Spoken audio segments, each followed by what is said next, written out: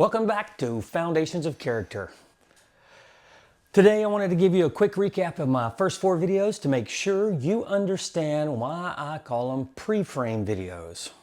And to make sure I didn't leave anything out. So let's jump right in. In my first video called Make a Plan to Raise Great Kids, I was trying to get you to think about organizing and having a structure to the act of parenting, to be deliberate as a parent. For instance, in step 1, which was define terms and roles, as mundane as it may have seemed, I was attempting to reduce confusion about concepts like family, mom, dad, kid. And thinking about those concepts, hierarchy should have come into focus. Order must be defined, so everyone is on the same page about who is responsible for what and who is the ultimate decision maker that will be held accountable for whatever decision was made. Now, in step 2, which was align with your spouse, you and your spouse have to talk about everything. You need to be on the same page about religion, politics, discipline for your child, educational standards, character development, everything. You have to be on the same page. In step 3, house rules. Clearly defined rules and standards of how your family operates. It's like a policy statement. How are we going to handle things? In step 4, it was consequence and reward system. How are you going to create distinction in your child's mind between what is desirable behavior and what is not desirable behavior? How are you going to reward your child? How are you going to punish your child? What's that system look like? And step 5 was to be consistent. I mean, it's self-explanatory. A lack of consistent follow-through leads to confusion. So if you don't want drama, eliminate confusion and be consistent with what you say and what you do. Now, in my second and third videos, the first one was Epochs 1 and 2, and the second one was Epochs 3 and 4, also known as the 4 Epochs of Child Development. I was trying to impress upon you several things. In Epoch 1, I pointed out all the amazing things that your child learns in the first 6 years of life. They are excited about learning. Everything is new to them. Use that excitement to teach them as much as you can, as fast as you can. And also make teaching and training fun for you and your child. In the first 6 years, you build a foundation of good behavior, education, God, family, routine, character development, and you've introduced them to socialization. You, the parents, are the teacher, the trainer, the nurturer.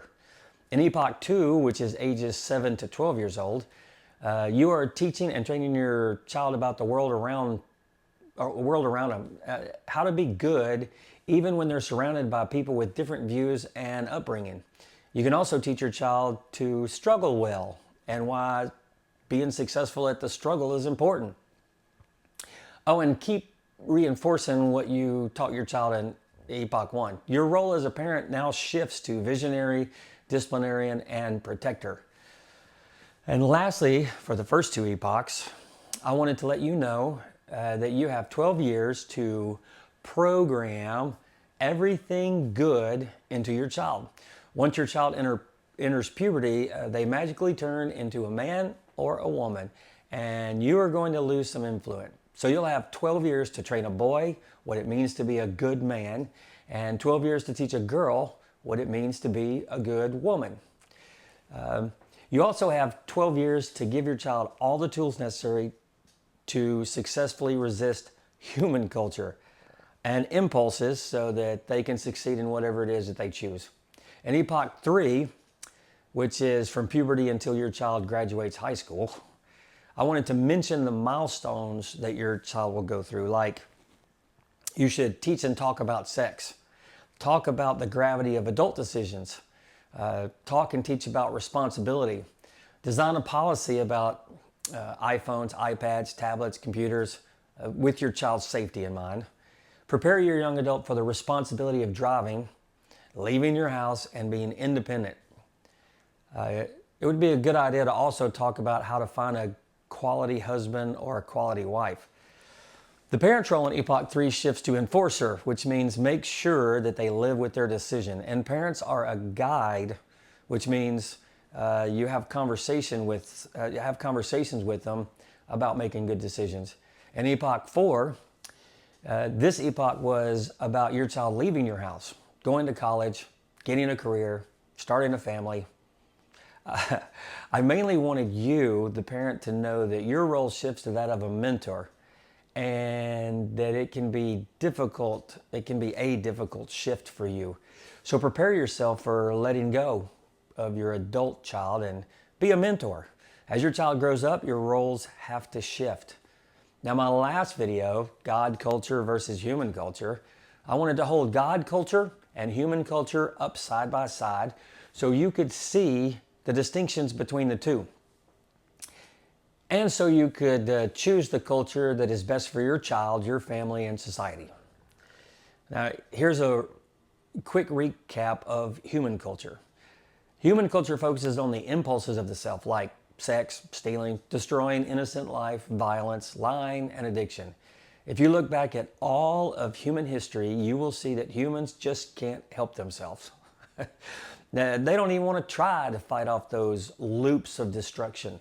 God culture, however, focuses on keeping God first and foremost and following God's commands, and fights to deny the impulses of the self. God culture can break the loops of destruction and set a person free from getting stuck in a loop. Now, just to be clear, a loop is a thought or an action that makes it difficult, very difficult, to actually move forward or move towards improvement. Because you just sit there and spin around in a circle. Like, you give into the impulse to have sex, you feel bad about it, you either lie about it or you brag about it. Then to soften the shame you feel, you use some pharmaceuticals. Then you have sex again because you've already done it once, and it repeats over and over, and that's an example of a loop. And while you're sitting there spinning around, your life is filled with drama and hardship, and you're just not moving towards anything that's awesome. Then you get frustrated, then you give up, and then you upgrade to a new loop that makes everything worse. Then you pop some more drugs, and so on. That's a loop. History always repeats itself because humans have never dealt with their nature. They haven't even looked at human culture and thought, this is stupid. We haven't improved as a species at all. Now, there have been people that have walked this earth that have spoken the truth and tried to improve the nature of humans, like Jesus. I mean, all Jesus did was heal people, feed people, cast out demons, and taught people how to be good.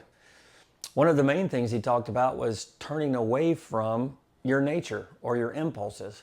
The church calls it repenting. And what did humans do to Jesus? Humans hated him. See, that's human culture.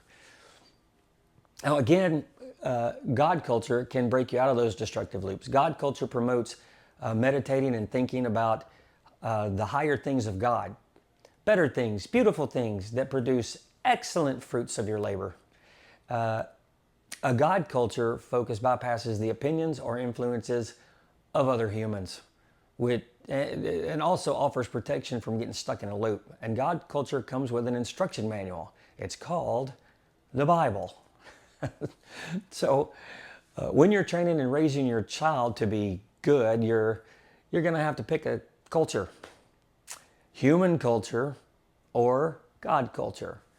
Oh, and you can't mix and match. You are either one or you're the other. God culture was intended to create a separation from human culture, to be separate from all the other humans. That's it. That's the recap. Now, it'll be easier for me to talk about all the life skills now that you are fully pre-framed. I want to help you. I want to give you some ideas about how to raise great kids. So I'm going to share what I've learned over the past 34 years as a martial arts instructor. Also as a father and as a Christian. And the last thing, your job as a parent is the most important job of your life. If you do good, the world gets better. And the good work you do as a parent will last for generations. Until next time, I am Scott Wilkinson, and this is Foundations of Character.